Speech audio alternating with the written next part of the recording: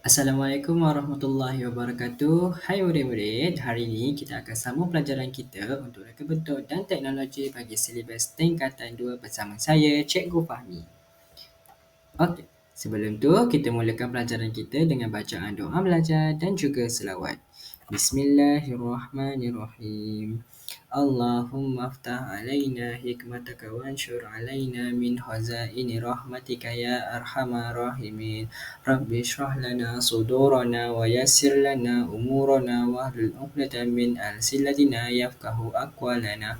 Rabbana atina fid dunya hasanah wa fil akhirati hasanah wa qina azabannar. Wa sallallahu ala sayyidina Muhammad wa ala alihi wa sahbihi wa barik wasallam. Walhamdulillahi rabbil alamin. Allahumma salli ala sayyidina Muhammad wa ala ali Muhammad. Allahumma salli ala Muhammad wa ala ali Muhammad. Allahumma salli ala Muhammad wa ala ali Muhammad. Okey, seterusnya sebelum tu kita sediakan cikgu nak minta kamu semua sediakan kertas dan juga alat tulis untuk mencatat. Sekiranya hendak bertanya boleh direct chat cikgu di dalam grup WhatsApp ya. Okey, kita recap sikit pelajaran yang lepas. Kita dah belajar 1.1.1 iaitu mengenal pasti masalah bukan inventif dan inventif. Ingat lagi tak tarifan dia apa? Tak apa, kita recap sikit. Bukan inventif adalah penambahbaikan yang tidak ada kesan sampingan. Okey, kalau inventif pula dia adalah penambahbaikan yang ada kesan sampingan. Okey, untuk 1.1.2 pula.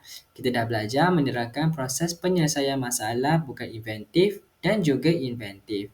Kalau bukan inventif, kita ada 5 step. Ingat lagi tak? Kita ada mula dan juga tamat. Dekat bahagian diamond warna hijau ni, ada bahagian penilaian. Sama ada ia berjaya ataupun tidak. Kalau tidak, kita kena pilih choice lain lah. Kalau berjaya, kita dah selesai. Kemudian, proses penyelesaian masalah inventif pula ada 4 fasa. Iaitu fasa 1, fasa 2, fasa 3 dan juga fasa 4. Kemudian fasa 1 tu adalah analisis fungsi yang kita baru belajar minggu lepas. Iaitu 1.2.1 hubung kait antara produk dengan objek dari segi fungsinya. So kita dah belajarlah hubung kait dia macam mana. Produk adalah sistem, kemudian menjalankan fungsi sebagai tindakan ke atas objek iaitu penerima kesan. Dan seterusnya kita dah belajarlah 1.2.2 melukis sistem fungsi. Okey, bagaimana setiap komponen memegang antara satu sama yang lain. Okey. So, hari ni kita akan sambung pelajaran kita, tapi sebelum tu cikgu nak tunjukkan satu video kepada kamu semua. Cikgu nak kamu tonton dengan teliti. Okey?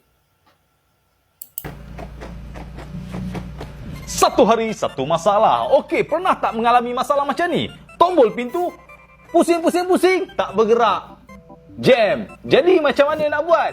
Mesti korang terfikir untuk tukar satu set. Sebenarnya tak payah tukar satu set. Kita boleh tukar part saja. Ataupun ini kita panggil latch. Macam mana nak buatnya? Jom kita tunjuk. Okey, apa itu latch? Ini dia latch. Nampak? Latch. Okey, latch ni dia ada 3 saiz. 60, 70 dan 90. Tapi standard pintu akan pakai saiz 60. Nanti saya tunjuk apa beza 6, 7 dan 90 tu. Jom kita try buka dia. Okey, mula-mula kita nak buka kita perlukan test pen bang. Bila test pen, kita pergi dekat bahagian dalam.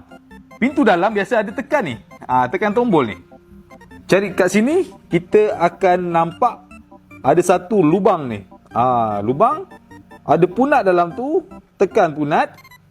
Tarik je. Tercabut macam Apple. Okey, bila kita dah cabut dia punya tombol, sini biasa kita akan pusing. Dia ada 2 jenis. Satu pusing ataupun yang umpil. Kalau jenis ni kita pusing. Dah siap pusing. Bila dah pusing, sini kita nampak ni. Sini kita buka dia bang. Kita buka dia. Bila kita dah buka, sepatutnya belakang ni boleh cabut. Cabut. Dia punya latch ni kita keluarkan. Buang tu. Okey, ni satu teknik bang. Kalau tak boleh nak buka bang, skru bergoyang pusing je, ambil satu screwdriver. Letak belakang dia. Nampak? Itu teknik bang. Dah cabut skru, kita cabut je dia punya lash. Ini lash dia. Dah lama berkarat tu pun. Okey, kita nak ganti lash dia. Okey, sini saya tunjuk. Apa beza 60, 70 dan 90? Okey, kalau abang tengok ya, ini lash 60. Kita masukkan daripada tepi ni sampai ke titik pusat. Titik pusat dia adalah 60. So, kita kena ambil saiz 60. Kalau abang ukur titik pusat dia 70, abang kena ambil 70 mm. Titik pusat 90, abang kena ambil 90 mm. Okey? Jelas? Jadi, sekarang ini kita dah pasang. Kita tinggal masukkan semula dia punya silinder lock. Bila kita akan masuk dalam sini, lubang tepi ni. Dan ni kita akan masukkan daripada luar. Bila masukkan kat luar, abang kena tengok, benda ni kena masuk selari macam ni bang. Dia kena masuk selari. Atas bawah semua masuk. Bila masuk, kita pusing, tak ada masalah. Okey? Jom kita masukkan dia bang. Okey, bila dah siap pasang ni, satu yang saya suka untuk ingatkan.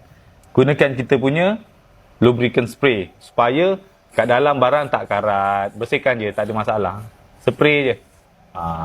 Bila dah spray ni, barang kita akan tahan lebih lama. Semua permukaan spray. Okey, bila dah spray, kita sambung pasang dia punya cover ni. Okey, ada yang tanya, ini pasang ikut arah mana? Nampak tak ada macam longkang ke dalam ni? Yang ke dalam ni mesti duduk dalam, baru dia ikat. Kalau kita pasang terbalik, kita punya kayu boleh rosak bang. Kita punya pintu, daun pintu boleh rosak.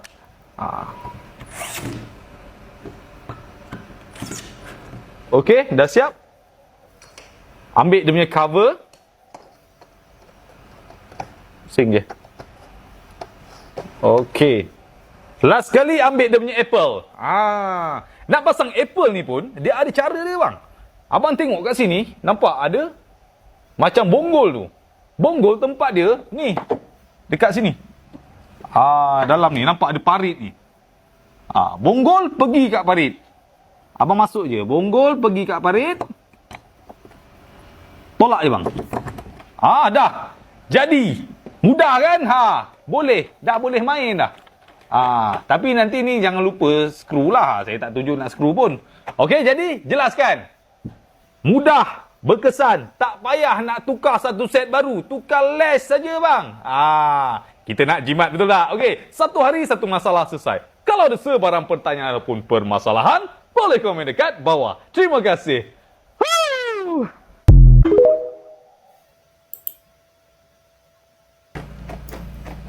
Okey. Satu hari satu masalah. Okey, pernah tak mengalami masalah macam ni? Tombol pintu dia ada pusing, tak bergerak. Jam. Jadi macam mana nak buat? Mesti korang terfikir untuk tukar satu set. Sebenarnya tak payah tukar satu set. Kita boleh tukar part saja. Ataupun ini kita panggil latch. Macam mana nak buatnya? Jom. Okey, apa itu latch? Ini dia latch. Nampak? Latch. Okey, latch ni dia ada 3 saiz. 60, 70 dan 90. Tapi standard pintu akan pakai saiz 60. Nanti saya tunjuk apa beza 6, 7 dan 90 tu. Jom kita try buka dia. Okey, mula-mula kita nak buka, kita perlukan test pen bang. Bila test pen, kita pergi dekat bahagian dalam. Pintu dalam biasa ada tekan ni. Tekan tombol ni. Cari kat sini, kita akan nampak ada satu lubang ni. Lubang. Membina model fungsi dengan menggunakan garisan interaksi. Okey. Model fungsi dan juga garisan interaksi. Okey. Objektif pelajaran kita hari ini adalah murid-murid semua dapat membina model fungsi bagi sesuatu produk dengan menggunakan garisan interaksi yang betul untuk menunjukkan hubungan antara komponen dan juga fungsi secara tersusun dan tepat. Okey? Okey, kita pergi kepada yang pertama iaitu setiap masalah pada produk dapat digambarkan melalui garisan interaksi. Okey, garisan interaksi digunakan untuk mengenal pasti punca masalah. So, pelajaran yang lepas, kamu semua dah belajar macam mana untuk melukis melukis model fungsi bagi sesebuah produk. Misalnya yang minggu lepas kita belajar how kita nak buat model fungsi sesebuah meja. Okay, so kalau nak buat model fungsi sesebuah meja macam biasa, kita akan pakai garisan anak panah yang normal. Okay, nombor 1. Okay, dekat situ nombor 1 garisan normal. Okay, kamu boleh buka balik nota minggu lepas. Kalau kamu perasan, dia punya gambar rajah model fungsi tu menggunakan anak panah normal. Okay, kat situ kita ada empat simbol garisan interaksi, iaitu yang pertama berguna dalam kurungan normal. Kemudian yang kedua putus-putus tu, iaitu berguna tetapi tidak mencukupi. Okey, kemudian yang ketiga, garisan anak panah tu lebih tebal berbanding yang lain. Dia adalah bermaksud berguna tetapi berlebihan. Dan yang keempat, ada curly arrow ataupun bengkang-bengkok punya arrow anak panah, maka dia adalah bermasalah ataupun anak panah beralun lah. Okey, itu menunjukkan bahawa ada masalah. Okey. Jadinya pelajaran lepas kita melukis model fungsi dengan garisan normal, iaitu dia berguna antara setiap komponen. Misalnya macam garisan antara lantai ke kaki katil. Itu adalah bentuk anak panah normal ataupun anak panah berguna. Okey, di mana lantai memegang kaki katil. Okey, kemudian dekat sini kelainannya sedikit adalah pada bahagian anak panah yang seterusnya lah, iaitu dia menggunakan anak panah dengan garisan putus-putus, di mana kaki katil tersebut masih lagi memegang muka katil tetapi tidak mencukupi, di mana kemungkinan terdapat sebarang masalah yang berlaku pada kaki katil tersebut. Kemudian muka katil memegang manusia. Okey, di situ pun masih lagi terdapat anak panah dengan garisan putus-putus yang bermaksud tidak mencukupi. Kemudian pada skru juga memegang kaki katil dan juga muka katil dengan anak panah bergaris putus-putus. Okey. Kemudian kalau kamu perasan model fungsi yang kita baca sebelum ni tak ada pun satu lagi elemen pelik dekat sini, iaitu kelembapan. Sebelum ni kita ada belajar pasal kelembapan, tapi kali ni kita ada masukkan kelembapan. Ini menunjukkan bahawa kelembapan ini menjadi salah satu punca masalah. Okey, kita boleh rujuk kepada simbol nombor 4, iaitu anak panah beralun yang menunjukkan bahawa ia bermasalah. Okey. So nanti kamu kena lukis. Okey. So kita pergi kepada seterusnya untuk lebih faham. Okey. Kamu ingat lagi tak jadual ni ada pada sesi pelajaran kita yang lepas, iaitu komponen, fungsi dan juga objek. Okey, kalau kamu perasan di mana skru ini mengalami keadaan karat. Okey, skru yang kedua juga mengalami keadaan karat, di mana ini merupakan salah satu pincang ataupun salah satu masalah lah. Okey, kepincangan yang berlaku pada kita punya produk. So bila skru karat dia gagal memegang kaki meja, kemudian dia gagal memegang muka meja, maka meja tidak stabil, goyang dan berisiko untuk tanggal. Okey, jadinya kita kena menjalankan analisis, di mana tujuan analisis berantai punca dan kesan. Okey, tujuan analisis berantai punca dan kesan adalah untuk memahami rantai punca dan kesan yang mungkin bagi sesuatu masalah. Kemudian, soalan akan ditanya beberapa kali. Okey, jawapannya mestilah berkaitan dengan keadaan, sifat atau ciri produk masalah tersebut. Okey, kemudian jawapan yang didapati pada hujung rantaian ialah punca kesan yang mungkin bagi sesuatu masalah. Okey.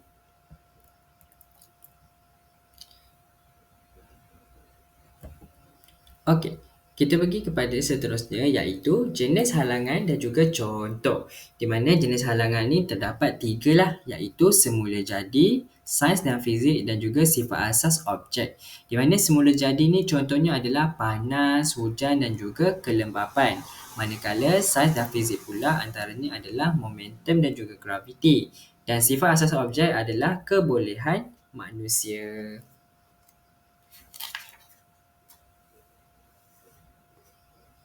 Okey, kita pergi kepada analisis kesan dan akibat ataupun ataupun analisis berantai punca dan kesan. Okey.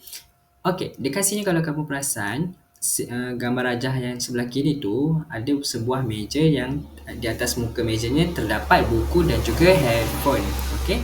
So, di mana meja longgar dan juga tidak stabil itu adalah merupakan masalah. Jadinya bila mana kamu berdepan dengan situasi meja longgar dan tidak stabil, okey, itu merupakan sebuah masalah produk yang kamu tengah alami.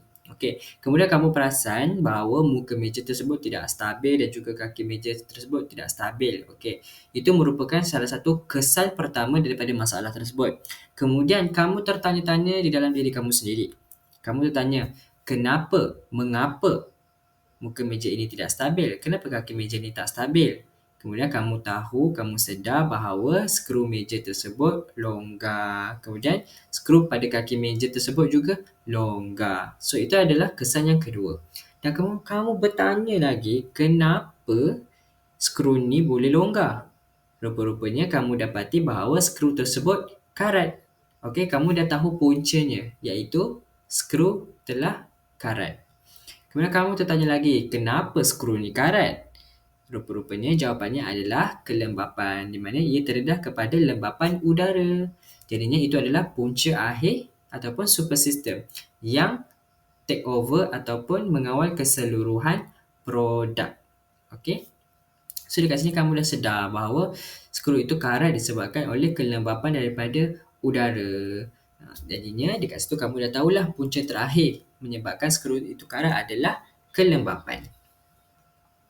Jadinya bila mana kamu berdepan dengan sebarang masalah untuk produk-produk lain juga, kamu perlu pertanyakan soalan-soalan seperti ini jugalah untuk kamu tahu punca akhir kepada masalah tersebut. Okey? Tak apa, lepas ni kamu akan buat latihan untuk lebih faham. Okey. Nanti kamu buat latihan ni, kamu rujuk kepada panduan garisan interaksi dan juga lukisan model fungsi bagi produk yang bermasalah inilah.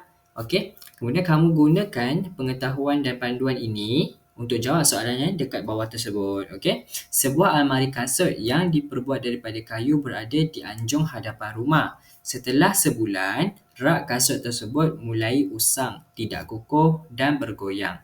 Lukiskan model fungsi bagi produk bermasalah tersebut menggunakan perkataan yang disediakan dengan berpandukan rajah 1.2.3.